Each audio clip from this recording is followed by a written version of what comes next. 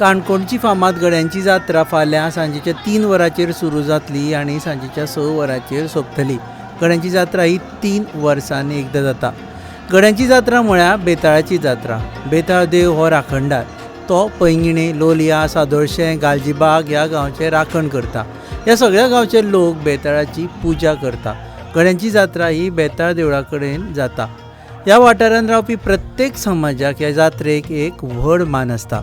प्रत्येक समाजाचो घटक गड्यांचे जात्रेक व्हडा उमेदीन वावुरता।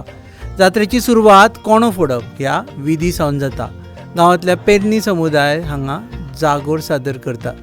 जागोर, दैत्य जागोर, चोरां जागोर आनी वेगवेगळ्या पौराणीक विशयांचेर चित्रण करपी जागोर सादरीकरणां पेरणी कुटुंबीय देवळाच्या आवारांत थारायिल्ल्या दिसा करता।